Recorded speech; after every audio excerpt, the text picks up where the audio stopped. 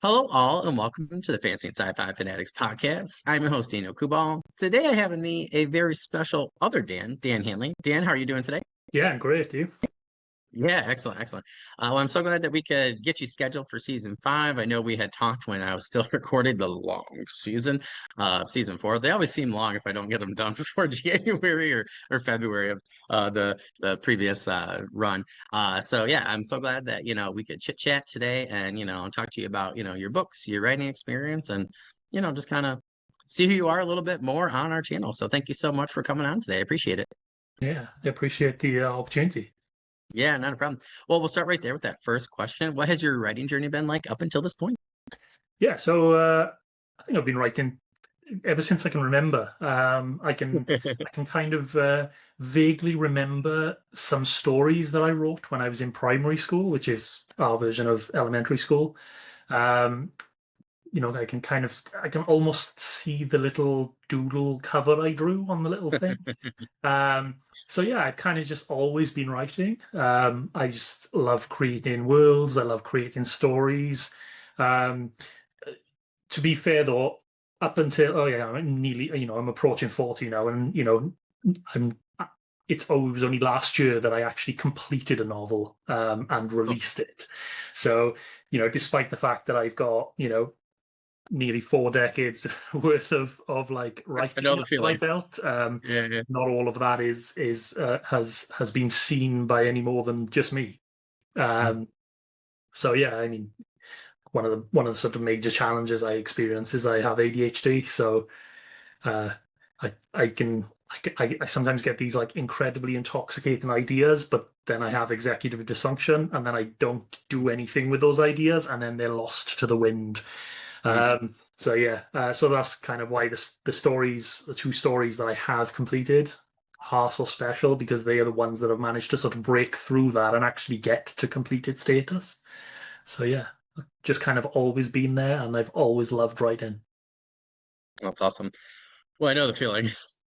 For so long, I was just like, yeah, I'm gonna do this thing, and then I'm like going, and then I'm like, and then I get kind of bored, right? So I'm like halfway through the book. I have like I think 12 books that are like 30, like anywhere from like 28,000 words, like 45,000 words. Like if I really just, sat down and wrote the rest of the crappy draft, I could probably do whatever. So I definitely know that feeling. It's taken me a while to finish my prequel novella for my urban fantasy series, because I just like haven't finished anything before. Like I finished rough drafts, but I'm like going further than I've ever gone before, gone where no Dan has gone before in my household, right? Not Dan's worldwide. So I definitely know that feeling. But can you tell me maybe like when you did finish, right? Book one, like what was going through your mind? Like once it was fully done and you were like, I know this is done, and you're like posting it up on the Zon or whatever. What exactly were you feeling or thinking? I'm just curious. Yeah, so at the time of completing it, I'd I was still unsure about whether I wanted to go down the sort of traditional publishing route or self-publishing it. Yeah, Um, but I let it sit for like a month, and then I went back and read it, and I was still really happy with it after that month. And I thought, if I leave it any longer now, because the traditional publishing pipeline can take a year or more, if you're unlucky, yeah, yeah, if you even get in the door.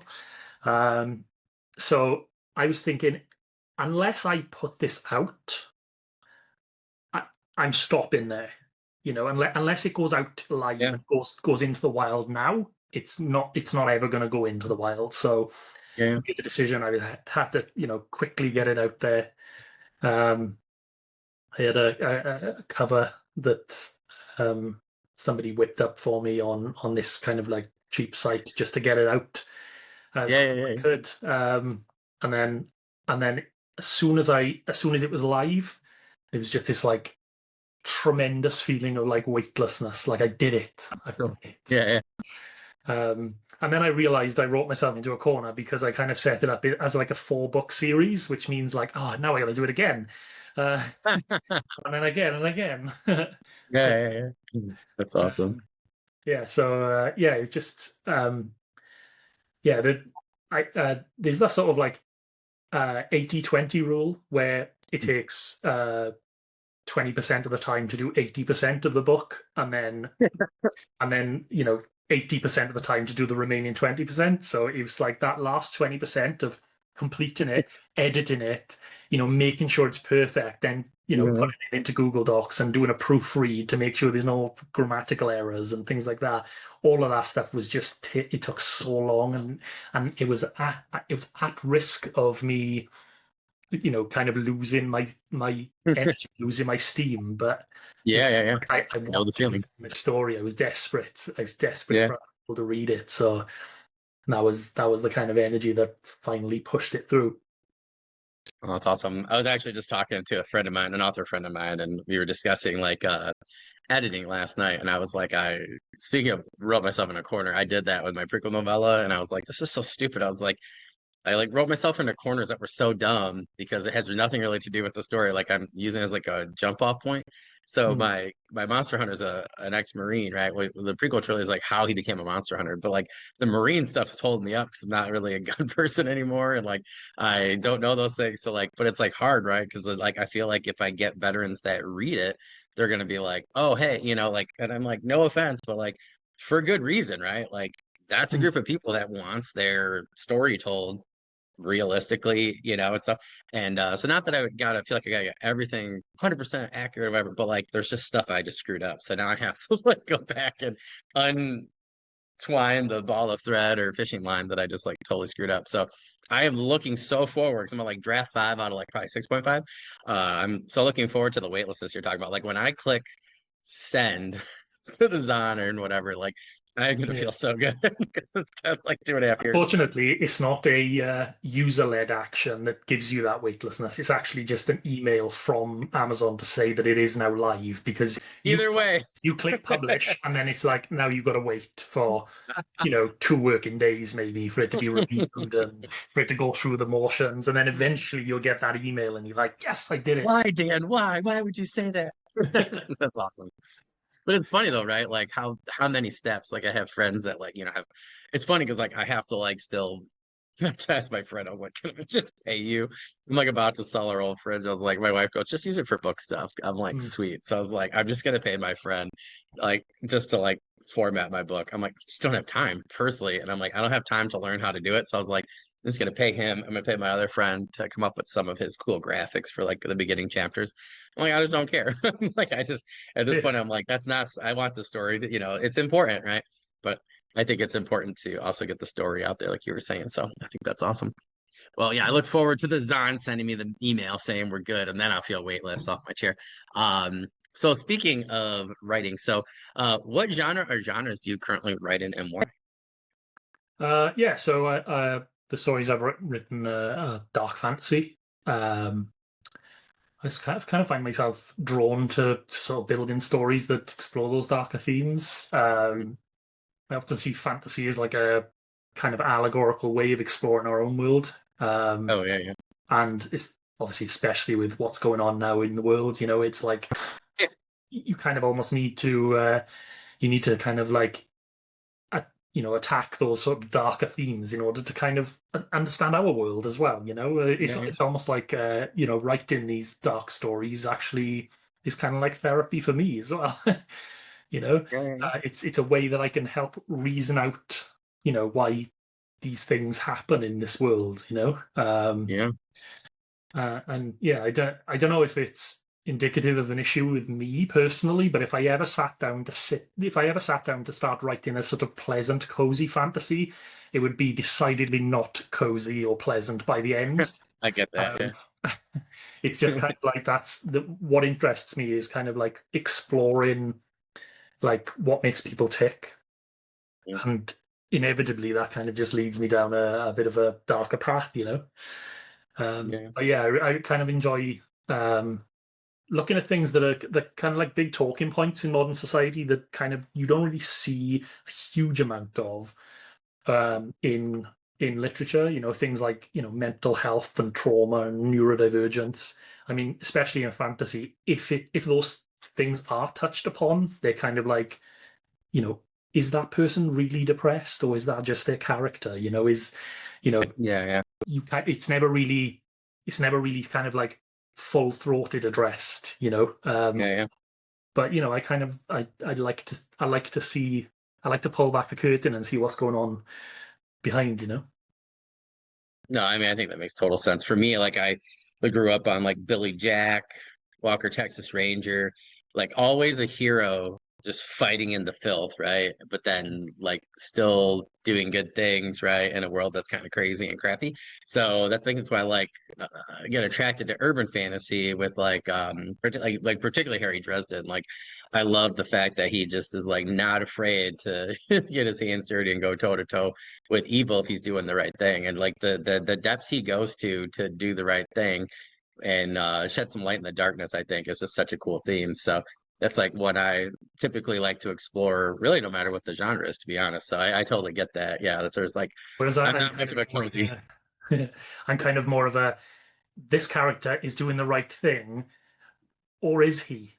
You know, Ooh, there's that's like awesome. a, like a quandary in there. There's something that kind of muddies the water a little bit. It's like, Yeah, is he really saving the world by doing this thing, or is he that's actually awesome. making the situation worse? You know, God, what a and then great theme. it becomes like a character exploration because you're like, but what does he believe? That's the important thing, you know. Yeah, yeah, yeah. No, that's awesome. Yeah, that's super cool. It's like Seth Jaffe and I in our interview, it was like last week when we recorded, it was like we were talking about like Mal and Jane a lot from like Firefly and just like character study and stuff. So I think that's super cool because there's so many different characters that are interesting because of things like that, right? And like those kind of questions. So I think that's really cool. That's a Yeah, I mean, neat theme one to of the sort of notable things that I've noticed well, recently, is in the Stormlight Archive. You know, you've got Mhm. Kaladin, who's very clearly like dealing with severe depression, Very, yeah, very trauma and at times, right? yeah, and that's kind of like really the first time that I kind of seen that so dealt with so openly. You know, Yeah, yeah. clear. Like the his perspective chapters are like from within his internal Yep. monologue. It's very clearly different to other people's internal monologue, you know. Yeah, yeah. And whilst you used to see a lot of other stories who of characters who also deal with similar sorts of things, it's never their perspective you hear from. You see what they do and you can infer, but it's never you're never within their mind, like Yeah, yeah. feeling the depth of what's going on, you know. Yep. Yeah. And really, I like to write those sorts of things because I like to try and understand them and I like to try and reason them out. And yeah, I kind of get drawn to those sorts of aspects of writing. Well, that's cool. I felt like he did a good job with Calvin because there was one point I was like, I just can't keep going for a while, and I like my best friend and I we book club those books, so and it was like I just had to like go away from him for a while because I just like and my friend recently made a good point. He goes, I think he was reminding you of when he was like almost out of it, and then like in the first book, and then came back crashing down.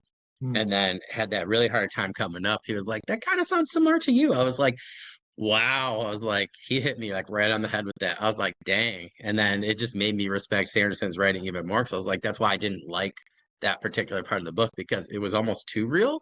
Because that's like how I was feeling at a particular point in my life and time when like stuff was kind of just like going haywire and stuff. I had some PTSD and stuff. So like I felt like that, right? Like I was coming out and then, it's coming and like I feel a lot better now. But like, yeah, I think it was kind of hard to, to look back on my journey because it was so parallel to some things that Brandon was writing. And I know Brandon's been pretty open too about, some of his experiences, which is why he put that into the character. But I think that, yeah, but it really like made me think when my friend pointed it out. I didn't really realize it, but I was like, dang, what like, it was very interesting. So I agree with, I think it's really interesting and cool. Maybe it's easier, for people at times to make those revelations with fantasy versus, like other mediums or even sci-fi Yeah, like absolutely. I that mean, kind of thing. it's still kind of taboo to talk about mental health openly. Yeah, yeah. So a lot of people are in need, and but Yep. yet they don't know they're in need because Yeah. they've never sought an external opinion. So Yep. if I'm my books are dark themes, but if somebody was to read those books and have some sort of like revelation about what's going on in their own brain, that would mean that I've done my job, you know. It's Yeah, like yeah, yeah. it's an outlet for me to explore these things, and then as a Yeah. read, as you're reading them, you can explore them along with me, you know? Oh, that's cool. Yeah, I totally get that. For my urban fantasy, I'm like kind of like still trying to figure out. I like teach history and stuff, and it's interesting. Like as a historian, like when I'm looking at people and things, right, where it's like, why that was a good time, like you mentioned, right? Like I'm like, why is it that some people are totally okay with just going with the grime and the grim dark of life, but then other people feel the need to do something about it, right? Like for Yeah. me, it's like interesting to see those themes because in urban fantasy, I think it's especially interesting, right? Because you get those. And dark fantasy is another one of my favorite. People are always like, "Why do you always write this?" I'm like, I agree with you. It's like, but it's interesting, I think, to explore those types of themes and like why people do what they do. That why for me is, I agree with you. It's always so interesting. But yeah, I agree. It's hard for some people, right, to talk about these things if it's not in a book, because I think talking about a book character like Kaladin, right, it's less taboo than talking about your own Yeah. experiences. So I think that's a great point. Yeah, that's super cool. Well, now we're going to get into one of my favorite things I get to do on this podcast. It's really my favorite thing to do, honestly, other than hanging out with cool authors and creators, is getting to talk to people about their own work. Because I have my own work, and it's fun to see how you came up with things and who your characters are, and kind of get the director's cut. So it's like pretty much my favorite thing to do on here. So we'll get in with that third question. So what are your Children of Inaron series about, and how did you come up with this idea? Yeah. So the surface level story is that 10 teenagers have been banished from their town. It's kind of like medieval dark fantasy. They live in a small, poor town in the middle of nowhere, and they mistakenly burn down the town's religious center while they're kind of messing about inside. They're teenagers, you know, they're being teenagers. Um, and unfortunately, everybody in the town rallies against them and they are banished. Except surrounding this town is this really oppressive primeval forest called the Wildlands.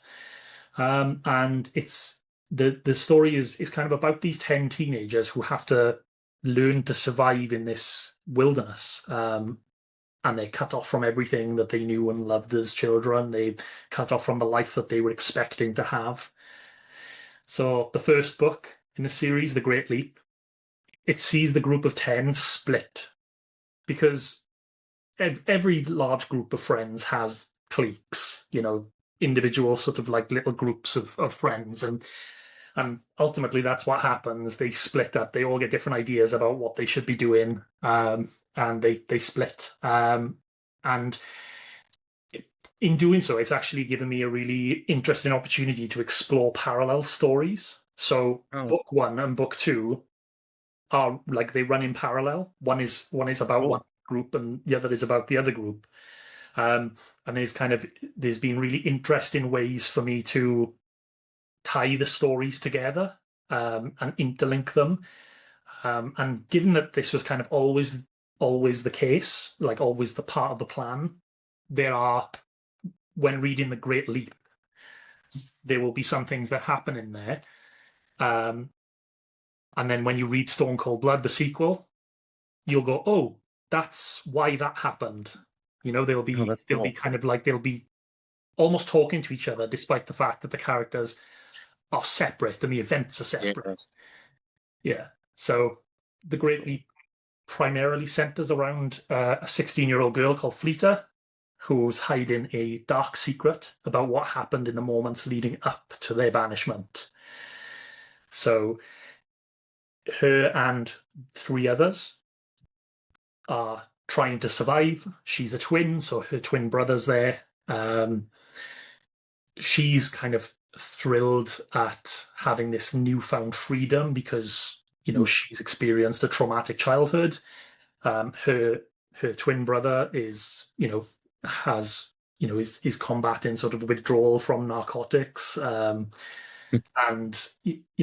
they're and others are kind of they're all sort of like hanging by threads because they're all like low income teenagers in a poor town in the middle of nowhere that's kind of really got nothing better to do in the town, and now they're kind of like they're very dysfunctional, and they're having to try and find a way to survive. And obviously, while it's never as simple as just a survival story, because whilst Yeah. they're out there, they eventually realize that they're not alone out there and that they're being hunted. Um, so yeah, they seem to sort of like they start developing these magical powers that they don't know where they came from. They don't know why it's happening to them. But you'll have to read it and find out to see whether these abilities ultimately help or hinder the group, you know? And then Darn it. in book two, which is called Stone Cold Blood, um, it follows a second group of four. So there's 10 in total, four are dealt with in the first book, four are dealt with in the second book. And the events do take place in parallel. There are some look aheads, there are some look backs, there are some interesting ways in which the two stories interact. And Stone Cold Blood's tagline is haunted by guilt, stalked by shadows. Lawson's own mind is the wildland's deadliest predator. So the second book, so the first book is focused on Fleeta, who is like kind of like a phoenix, where she's trying to like find a life for herself. She's had a traumatic childhood, and now she's free, and she can kind of learn how to be who she wants to be. And then in Stone Cold Blood, it follows 19-year-old Lawson, who, in the epilogue of the first book, does something very stupid. And the entire book is revolves around him sort of like dealing with guilt and shame and having to, try and lead this group of four because he's the oldest, whilst also trying to combat these like really difficult emotions that he's handling. And he starts to see things that the others can't see, and experience things that the others are not experiencing. So, is it the magic of the wildlands, or is he actually experiencing it? It's kind of there's a sort of like interesting angles to sort of like go in and try and reason it out yourself as you're reading. Yeah. So book three, which I'm hard at work on, it will tie up the loose ends, address the characters who we haven't seen yet, and which will set the stage for the final conflict, which will happen in book four, where we will sort of get an Avengers Assemble moment where they'll all come back together, and now they've got these crazy powers, and they can actually turn the fight back on the oppressors, rather than being the oppressed. So yeah. So in the series as a whole, you've got this group of teenagers who have got incredibly complex, traumatic, sometimes violent upbringings, and that kind of mirrors the sort of like type of real world communities that do straddle the poverty line. Very much like the one I grew up in myself. And very quickly, they sort of find themselves cut loose from the support systems and cut off from all the lives they dreamed with, and pushed entirely onto a new path. And kind of at its core, the series is like an allegory for how woefully underprepared teenagers are the moment they're expected to become adults, especially those from poverty-stricken backgrounds. In those settings, there's an incredible lack of support for teens as they graduate school, and are finally unleashed upon the world. And obviously, especially in an environment like in our world where everything is unaffordable, and really, if everything feels like there's no hope. So I was kind of inspired, for better or worse, from seeing how much worse the younger generations have it than mine. I'm a millennial who, mind you, still felt unprepared for adulthood, dealt with a recession, job losses, housing market crash. And then obviously in this current economic climate, it's the same and then more that are happening to the younger generation. So it's kind of obviously got these concerns there. And I've got two young children myself who, eventually are going to get to that point where they're teenagers and they're going to want to move out, but they're, feeling like they're probably not going to be able to. Ultimately the story is kind of, it's a kind of addressing that adult, they're now adults and they're being cut loose into the world. Their support's gone. Now they have to try and be who they're supposed to be, but they don't know how to do that because nobody's taught them, you know? Yeah. I'd say lack of experience also is because like I've had kids who, you're like, oh, like they've had that, they come from those types of homes or upbringing or those kind of things, and it's interesting because it also comes down to like they have a lot of experience with certain things, right? Then they might seem more mature, than some other kids is because of what they dealt with, right? But at the same time, just because they've experienced these things, I often find that they lack other experiences, so they tend to, ride in the same boat, with a lot of just kids in general, that age. So yeah, it is interesting to put them into a fantasy setting and uh, make them hunted with some powers. So that's really, really interesting. I gotta ask though, Dan, like, so for this setting, it's medieval, like that kind of thing, but like not our world, or like if it's not Yeah, so spoilers. it's kind of it's you know, secondary world, so it's not our world. It's a world I've made up. And it's kind of medieval-esque. It's kind of very, there's no technology. It's low fantasy in kind of almost every aspect of it. Yeah, Uh, the magic that is there is not, overt, spells all the time and things like that. They're kind of more subtle. They um like one of the characters discovers he has the ability to speak in his mind to other people regardless of distance. So he's not out there, casting Eldritch Blast at people and things like that. It's a more subtle thing. So it's yeah, almost like, is this going to help or hinder? Like only time will tell, Um, yeah. yeah. That's really funny. Yeah, man, if I had that when I was doing construction, it probably would have solved, but maybe not at times. Yeah, or doing landscaping or something like that. Possibilities are endless now. I'm just curious. Also, like, so when you said you planned this, so I'm curious why you decided to plan a 4-book series where, because I like it, but I'm just curious, like, where you have the group splitting off and these parallel things. I'm kind of curious at why you went that route. Yeah, so I did write the story as where they all stay together a number of years ago. Oh, interesting. I got to the end but it wasn't ready. I Mm. got to the end, sent it to some people, and ultimately everybody's thoughts were there's too many characters. We can't really get to know each of the characters. Like we don't know who each of them are. Like some characters, there was only one chapter, like kind of really, Oh, addressed interesting. that person who they were.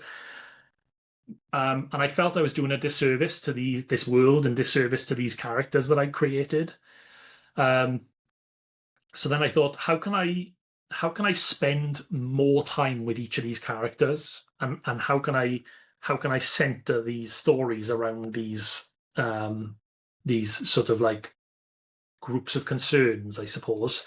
Um, so with book one, The Great Leap, one of the major things is sort of like recovery and from like trauma, and how do you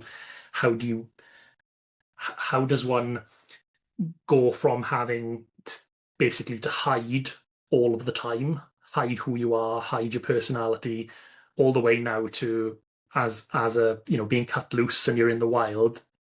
Now Mhm. Fleeta doesn't know who she's supposed to be. She doesn't know who she is.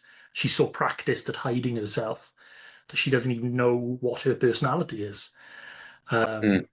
So that kind of gave me an angle to address her story. Um, but then I still wanted to be able to have these other stories and have this moment where they all come back together at the end and have this Yeah. big sort of final conflict. So I thought the first 3 books are going to address specific characters and specific concerns, and it's multi-perspective. So even though the Great Leap is Fleeta's story primarily, there are many chapters that are from the other protagonist's perspective as well. So over the course of 3 books, you would really get to know these characters, and you get to kind of know what they're all like and who they are, and why they make the decisions they make. And then that, in theory, when I come to write book 4 with the final conflict, will mean that I can take it in directions that the reader will understand, even if those directions are not necessarily something that the reader would do. You know, Yeah. if a character makes a decision and that's not the decision that the reader would take, at least then they think, oh, I know that this character would do that in this situation, Yeah. because they've spent sufficient time with each character. But then I thought, I can't have just separate stories, because that just it doesn't sound great. To just have like completely separate stories. So there are some interesting ways in which they interact with one another, the stories that kind of give you a little bit of, oh yeah, I remember that. Oh yeah, I recall this. Um, yeah. So I wanted to do something a little different, I suppose, as well. So I had a list of things that I wanted to address. I had a list of concerns that I wanted to get into, and I didn't want to do them a disservice by making them a throwaway character that has one Yeah.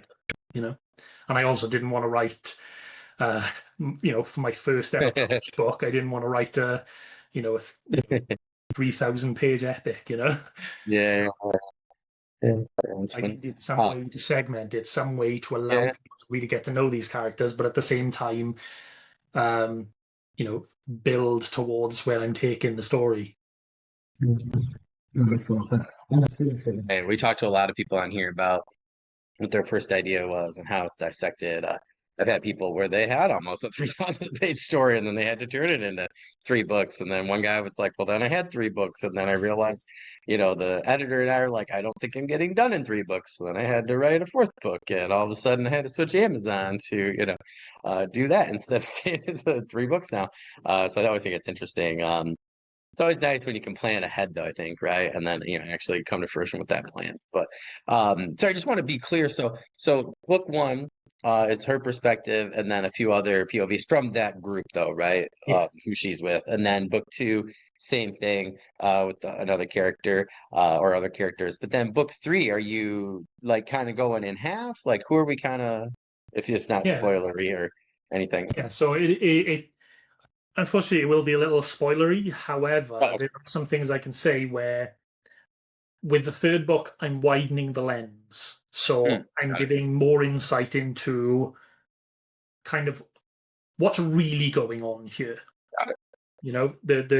The first and second book are quite self-contained within those characters' individual conflicts in terms of the actual events. There are some crossovers, like I've said, but in terms of the actual events and the main plot line, they are quite singular. They are separate for all intents and purposes. But then book 3 is intended to show you how it's all linked, and Oh, cool. what's the wider game at play here. What's the goal? Because Yeah. we've introduced some antagonists. We've introduced this group of baddies called the Brothers of Inoron, and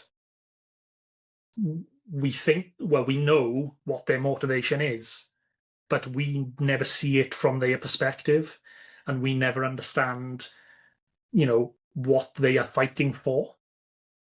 So it's kind of the book 3 will give me an opportunity to address these characters that are still that have not had perspective chapters, but then also widen the lens and look at the sort of wider story, the sort of more focused on the world building itself, and this sort of wider game that's at play and how they're all trying to fit into it.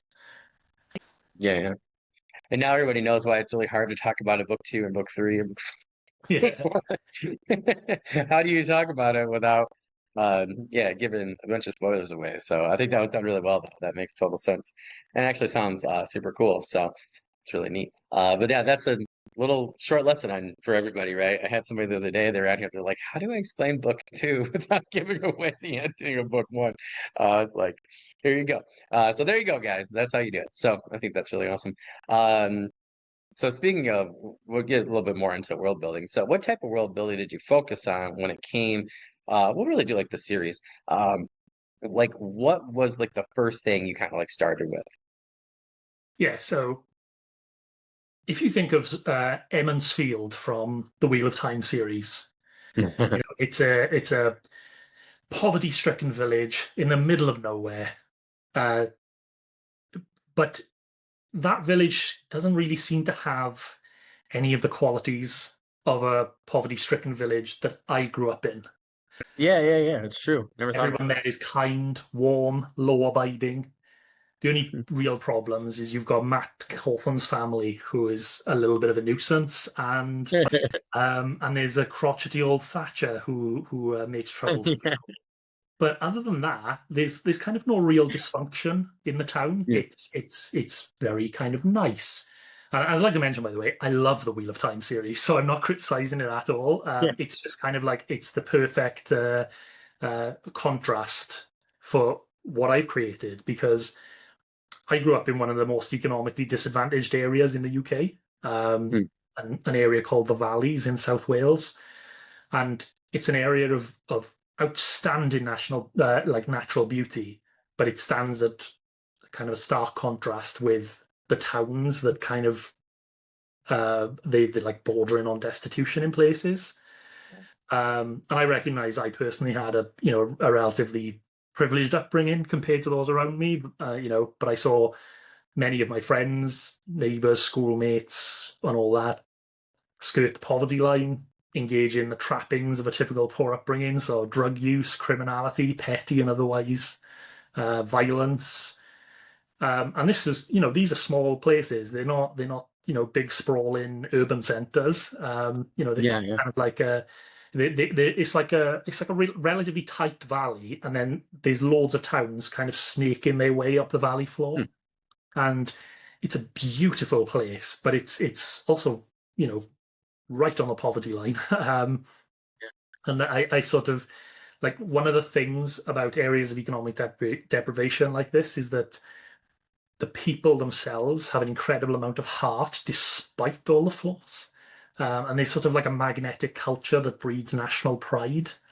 Um, and it'll always be somewhere I'm forever proud to call home, but I still see it for what it is, and there's a lot of problems that in the towns.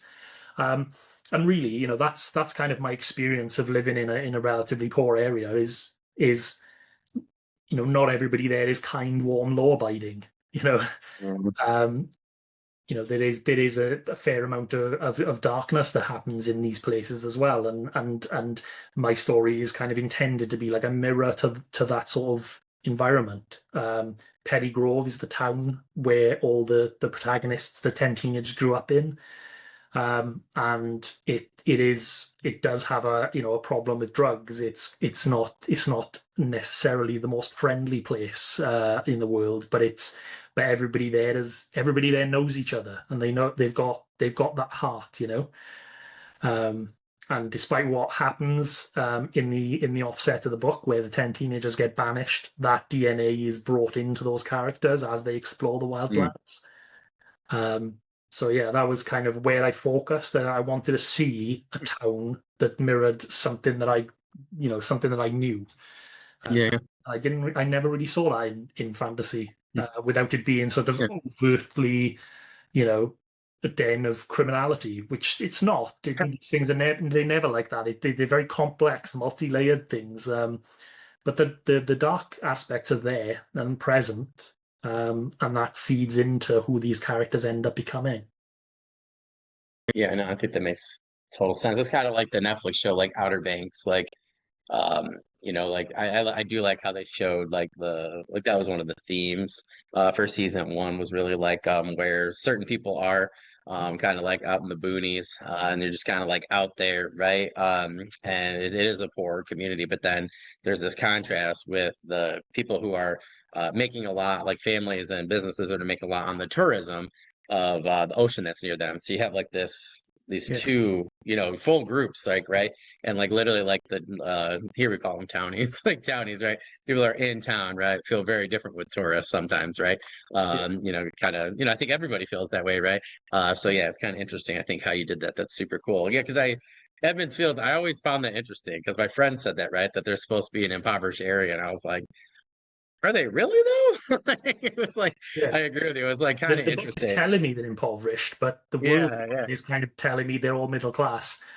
Yeah, You know. yeah, because like it's funny because I'm reading Suzanne Collins is oh, what book is this? Sunrise of the Reaping or whatever. And I'm really liking it, but they do a really great job. She does such a great job with like really showing you how District 12, it's like the like a prequel to the Hunger Games. It's like Woody Harrelson in the movie in the trilogy, it's his character's like origin story or whatever when he was Mhm. in the Hunger Games. And it's like great though, because from a writer standpoint, because she's really letting you know how impoverished, right? Like the other districts are compared particularly to the capital, but particularly District 12.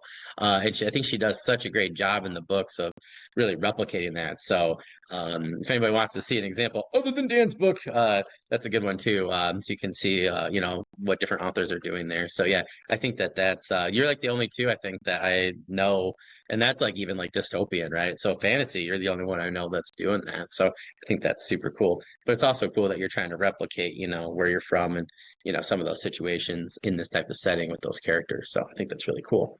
I always love to know where people kind of start from. I think Yeah. it always like gives me new ideas, I guess. But yeah, it's super cool. So in terms of character development, what did you focus on the most and why? So I've touched on it a little bit already, but I got to ultimately ask it again because I have a kind of about subset sort of question. trauma and mental health. Yeah. It's kind of I've had many struggles with mental health over the years, and as of many of my friends and family, and it's kind of one of the reasons I focused on it so heavily in my books, and it's one of Mm. the reasons I'm sort of drawn to that topic. It's because I know what it's like to be on the other side of it, and I feel like passionate that they're important topics to discuss, and you know any reader who reads the book and sees something of themselves in some of the characters and then ends up potentially getting help as a result would tick all the boxes for me. In The Great Leap, I wanted Fleeta to be like a phoenix, where she's kind of had this incredibly traumatic upbringing, and now, despite being banished and in this kind of really dark, inhospitable place, she's kind of free from the things, the chains that she had around her. Mm. Um, and her journey is all about her attempt to become someone. Everyone around her has like a fully formed personality that they'd spent 16 to 18 years culturing, whereas she's never really been given that opportunity. So she has to try and find out who she wants to become. Like, who even is she? She doesn't know. She has to explore these things and also, whilst doing all that, try and survive. Um, and I ended up doing an incredible amount of research around childhood trauma, how it continues to affect people even after the Yeah, threat disappears, yeah, yeah. and crucially that nobody has ever healed from it, and that's kind of fundamental to her character. It's kind of one of my pet hates in literature is when you're reading a book and somebody has an incredibly traumatic experience. They then show how that traumatic experience affects them, and then there's a moment where they're like magically healed, like they're better now. Yeah, It's like yeah, that's yeah, not how it works. Uh, yeah, so yeah, her trauma does become fundamental to her character. It's how she's grown, and she learns to live with what's happened to her. Um, and then in Stone Cold Blood, Lawson experiences the sort of extremes of stress, guilt, shame, whilst also struggling with hallucinations and seeing things and experiencing things that other people are not. So it's kind of more of an exploration of what happens to someone when things get too much, and when there's too much responsibility, too much worry, depression, and all that kind of things. yeah, And like with The Great Leap, I did a lot of research around mental health conditions to make sure that my portrayal was as accurate as possible. yeah, yeah. aside from my own personal experience, there's obviously I don't want to glorify anything. I wanted it treated safely and honorably. Um, and these challenges basically form the fundamental building blocks of who these characters are. Um, and this, like I said, there's no moment where they sort of like, oh, now we got all these powers and I can just get over it and move on with my life. Like it continues to affect them. Um, Despite all of that, I didn't want my books to appear depressing to read. Because that's a lot, Yeah, you know, a realistic portrayal of mental health struggles doesn't always equal a depressing read. There's humor, there's action, and at the end of the day, I believe my stories are ultimately hopeful and positive, ending on a note that kind of will have you loving the characters and excited for their next appearance, rather than putting the book down and feeling like you've got to take five. You yeah, know, yeah, yeah. Yeah. No, I think that's they're fair. ultimately positive experiences, but they kind of address the journey accurately. I like to say. Mm. Sorry, I want to ask that again specifically. You kind of mentioned it already, but like in terms, because it's such an interesting concept, is like, because I do agree with you. I just saw a study, I'm a teacher, so I just saw a study that said that children that come from like a lot of conflict in home or community actually have like basically like the same experiences in terms of their brain as a combat vet does. So Mm. that was like a study done. I think they released it 2 years ago, but we just went back to it recently for a couple things that we're talking about currently. My wife and I, because she's a teacher too, and it was so interesting. She like mentioned it to me again, so I was going back and looking at it. So it's so funny because it was literally like yesterday that I was looking at this again and Saturday. So it's so interesting that you brought it up because I do agree with you. That's like why, because like Kaladin, right? Speaking of him again, so Words of Radiance, right?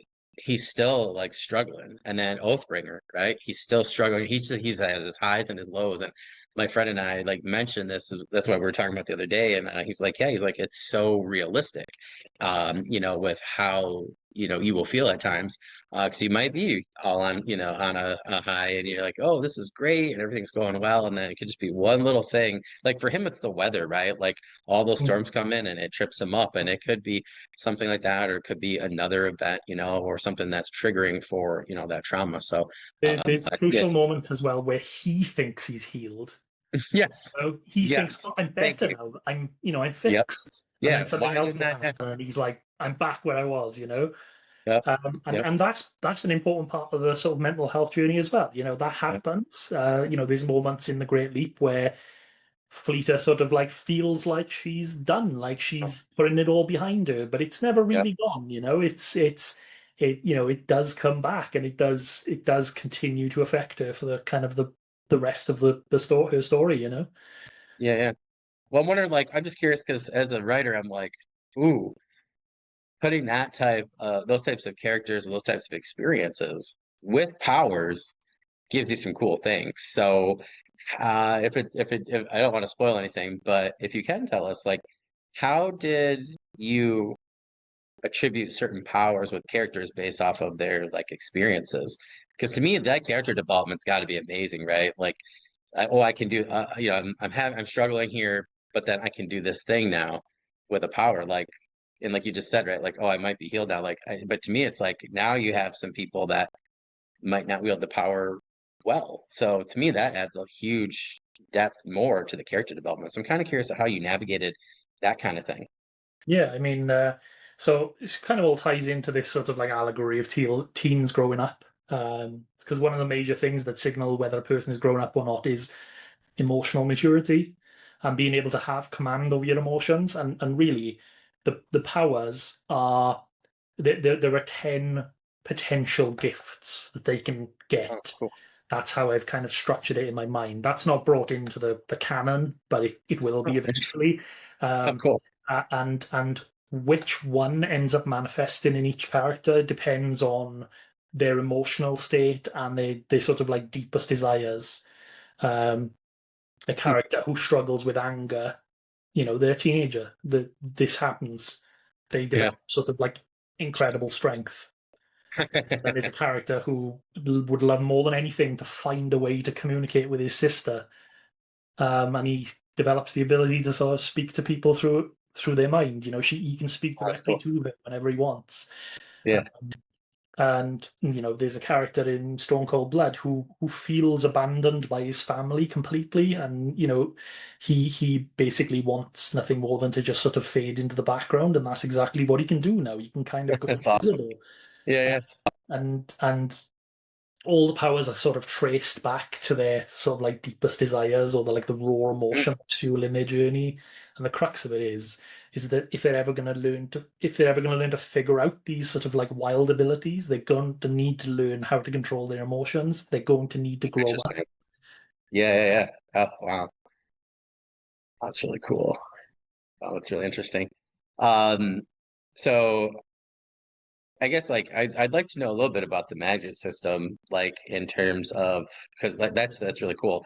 But I want to go right into why you chose the desire there. Why was it that their desire is going to determine like their power? That's really cool. Yeah, I mean, like when we're growing up, the things that happen to us in our childhood, in our formative years, right up until sort of like mid-teens, that kind of like stays with you for the rest of your life. Mhm. And that's kind of the core of it, is that they have these experiences that they have had as children, and that has kind of informed what path they are now on as adults. Yeah. So you know, there are characters who, you know, struggle with certain things, like they want nothing more than to just see everyone fixed, and then all of a sudden they can sort of develop the ability to like heal people. And it's kind of, well, you know, it comes back to what who they are as characters. And I started with the character, and like, who is this person and what are they doing and what was their upbringing like, and how can I feed that into eventually becoming a power, something that, you know, something that they desire. Because a lot of the powers were very similar in the original draft that I made, but um I end up having to kind of like swap a lot of them around, because I was like, actually, like based on this character's journey, this character should have this power, and Interesting. this character Yeah, should have that power, because it doesn't make sense that this character has that power. yeah, When I linked the powers with their sort of emotional state and their sort of like deepest desires, when I linked them, then all of a sudden it didn't make sense for certain powers to be with certain people. yeah. Hmm. So I did have to swap things around. That's cool. That's super good to know actually, because I think some people like try to. I've learned recently, um, I've been stopped recently with certain things that I'm writing because I'm like, it's just not working. And Mm. you know, in the past, I'd get really frustrated and I would try to force it, but then now I'll like take a break and I'll be like, well, why isn't it working? And I'll reflect on it, and then there's something that'll click, right? It might take a couple of days or a week or something. But I think that's a great example of like you probably do have the answer, right? Like you just said, you switched them around, like you have it in the book somewhere else, right? But maybe just switching it makes it kind of fit together a little bit better for characters. So I think that's just a great example of how maybe the answer is right there all along, but you just got to tweak something a little. So I think that's a really great example. That's Yeah, cool. it was a bit of a light bulb moment for me of going, I need to focus on who the character is first, and then I can assign them a power once I know who they are and once they know who they are. Yeah. Uh, and yeah, like I said, there were certain ones which I kind of already threw together in this sort of like very basic idea that I wrote, you know, 8 years ago or whatever. Mm. And I thought, I can't that character can't have that power now. You know, it doesn't make Yeah. Yeah. sense. Oh, that's cool. That's super neat. Yeah, I just like how that like fit for you. That's really cool. Yeah, super, super neat. Um, I was gonna ask this question, but I got to ask this one first. If you could have any power, what would it be? Like from what you've written. Probably the ability to teleport. Okay. Now, which The power would ability you to not like um probably the super strength, want? because I think everybody would be just be relying on you to do everything for them. Yeah, yeah, For yeah. this problem, like, can you help me with this problem? And it'd just be one of the things that just kind of always happen. Like you'd always be on call. Yeah, like help me with my furniture. You're like, oh my gosh, I just sat down from helping my neighbor down the street or something. Yeah, Like, yeah, yeah, yeah. yeah. In Yeah, I just, in our world, certainly, yeah. yeah, Like yeah, yeah, yeah, yeah. in their Especially in world, that the world, answers would right? be different, obviously. Yeah, But if I was to take one of those powers and put it into our world, I probably wouldn't want that one because, you know, I'd be relied on for everything. yeah, yeah, yeah. Oh, it's so true. I actually didn't think about that. Teleportation too. I'm like wondering now. I'm like, would your friend, like my wife would be like, oh, you forgot this at the store. I'm like, no, actually, you forgot it because you gave me the list. Then I have to like go back. It would be nice not to have to drive, but I actually do like it because I listen to Audible on the way there or something and back. So I think that would Yeah, ruin my Audible time. my work commutes are currently uh, what's called a dungeon crawler Carl. Oh, nice. I got through the first one and I was like, oh, I want to start the second one, but I have 8 books I have to finish. So I'm like halfway through. So yeah, and that's like my goal is to finish those and then like by the end of next month. So and then I have 2 others that I'm like pretty close to. So that way I can get to book 2. I really enjoyed the Audible. Like a lot of times I'm like I do like 50-50. That one was hard for me to do it, but I got to a point in the story where I was just like I just flew through it and probably like a night and a half after doing the Yeah. Audible. It was awesome. I think Yeah. the narration is really engaging as well. The other audiobook that I found was better as an audiobook than it was as an actual book was Project Hail Mary.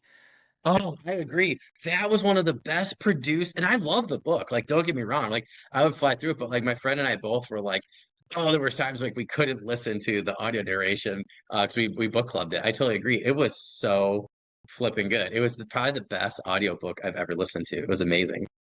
Yeah. Yeah, if no one's listened to that, go pause this, do that, come back, write in the comments what you thought. Yeah, it was super, super cool. I totally agree with that. Yeah, it's like I listened to a couple audiobooks of like older books after that where I was like, oh, I can go back and get these that I used to have in paperback and haven't finished yet, like from the 90s, 2000s. And let me tell you, Project Hail Mary, Dungeon Crawler Carl, those audio narrations are great today, but they're way better than a lot of books at that time. So I was like, never mind, I'm just going to go back to the paperbacks for some of these.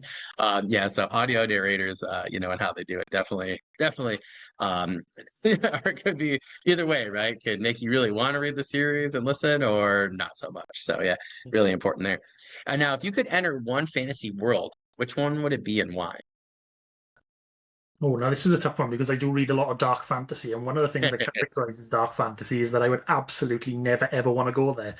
Um, That's fair. Well, let's change it. Which one would you not want to go to the most and why? uh, probably Malazan. Oh, that's such a good one. Like It's random it's crap happens all the time, right? Yeah, I'm reading Memories of Ice at the moment. Oh, I've got great one. audiobook in the car when I'm going back and forth work, and then I'm Yep. listening to Dungeon Crawler Carl with that, and then Nice. the physical books I've got Memories of Ice that I'm getting my way through. But yeah, Awesome. it's just so like there's basically nobody safe. There's no safe Yeah. areas, Yeah. especially in Dead House Gates, the second one, where the That's my entire favorite one. continent has an uprising, like Yeah. simultaneously. So it's Yeah. Yeah. it's just it's just there's no you can't just be sat in a little fishing village somewhere enjoying your day because the hounds of death will come for you. Yeah. Yeah. Yeah. She Mm. tried that, right? Yeah. Yeah, Yeah. yeah, Or like you're just chilling and all of a sudden like yeah, like a god and a mage, right? Will just come through and throw lightning bolts and destroy yeah. the area with ice or something. Like, yeah, that's awesome. That being said, if I was to draw on a classic, I would love to be in the Shire after the events of Lord of the Rings.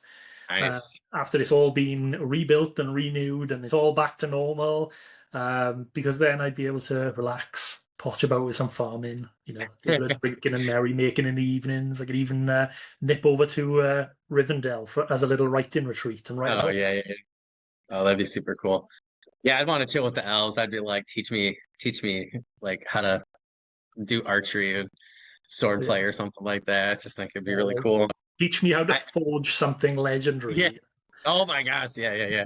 Yeah, it's so cool. I love that the elves in there forge, but they forge so differently than the dwarves. I just like how that whole thing I don't know. It's so interesting because like Forgotten Realms, they do certain things, but like it's not that stark where it's like a common skill. So I like and really like anything in the Lord of the Rings, whether it's the games, the movies, the books. I like how that there's like forging, but there's two different types of forging. Really, there's like other forging too, right? With like the orcs and stuff like that. I just think that's and I love forging, so I think it's such a cool thing. My wife's like, you talk way too much about this. I'm like, but it's super cool. Yeah, so it's like And it's really neat to see the you're not wrong. differences. It is super cool, you know. Yeah, right. We'll just tell her, right? Michelle, you're wrong. Yeah, but it's super cool. But yeah, I think that I won't know if I'd be able to pick between the Shire and Rivendell. That's really difficult. So yeah, like the Shire is very similar to where I grew up in Michigan. So where you have like these, really sprawling fields of green, and you have the rivers full, full of fish. You have the farmland, but then you also have the forest. So for me, I would want to be with the elves, but I feel like I'd probably have to go back to the Shire. So I think that's a great answer. I know we're wrapping up on time here, Dan. We want to make sure we have time for this last one. Do you have any news, updates, current projects, anything like that that you can share with us today? Yeah, so the first two books, my planned four-book series, The Children of Inoron, are out now. You can get your hands on The Great Leap and Stone Cold Blood anywhere you Oh, get your ebooks, and the paperback being distributed through Amazon. So you might find her in a bookstore, you might not. It's cool. up to the whims of Amazon. Uh, I'm also currently writing another book, which is an entirely standalone story that sort of skirts the Oh, line cool. between fantasy and folk horror, which, Oh, that's awesome. time of this recording, I've not yet finished, but I do hope to finish soon. And you can follow me on pretty much every social media platform under the handle @DanHanley, or visit danhanley.com for more information about my books. That's Hanley with Hanly, with no E. Well, that's awesome. So I just want to remind people, speaking of following Dan, please take a moment and go down and look in the description and where we're watching or listening to this interview, and make sure you check out Dan's book and social links. And then, yeah, actually, I'm like really excited, Dan, because the other day when I was coming up with the questions, I was like, book two is out. I had no idea. So I'm like really excited about that. I actually have book one sitting there on my desk. I'm putting together. I'm like a season behind, I would say, for my interviews and stuff for books. So I'm actually still finishing up season four, but you're on my list for season five. So I'm really excited about that. But I want to remind people that you can actually also check out my unboxing of The Great Leap that Dan was nice enough to send me. It's one of my favorite covers that I've unboxed within the last year. So definitely check that out. Oh, perfect. I should have asked you earlier. I'm so sorry. Yeah, I just love that tree. I love the typography. Black's my favorite color. I love the colors that you went with there, and I think it really matched the blurb really well. So it was super, super cool. So please make sure you guys check that out. That's also down in the description as well, and you can see me open that up and explain why I'm really excited to read that once the new year starts. So please take a look at that. Dan, thank you so much. This was really fun. I'm so glad that we could get you on, and keep you in mind for the future too, for season six, whatever you got out that time. We can chit chat. I always give alumni of the podcast first dibs. So I think next year I've had so many people ask me already. I think I might have to do like 2 episodes a week or something like that. Like I might just start in the late spring and early summer and just go. Because it's great, right? It's a great problem to have. But I'm like, I just want to talk to more people about their books. So but I do give alumni first dibs. So keep me in mind in the future for book launches and stuff like that. But thank you so Yeah, much we for will. coming on today. You had me really thinking about it a lot. You were talking. I was like, oh, that's really cool. And it's always great when I can interview somebody at this point of my day before I go to my own writing session, because I'm just like ready to go. I'm like a dog chomping at the bit now. So thank you so much for coming out. If there's anything else that I or the audience can do, please just let me know and we'll help you out as best we can. Yeah, sure. And if anybody wanted a copy of The Great Leap, hit me up on my website, and if you can't afford to buy one, I'll send you an ebook. Cool. Awesome. Well, we really appreciate that, Dan. Dan, hope you have a great rest of the day, my friend. I'll email you literally tonight, and we'll get everything to you. But other than that, my friend, I hope you have a great rest of the evening, and I'll talk to you soon, okay? Yeah, perfect. Thank you very much.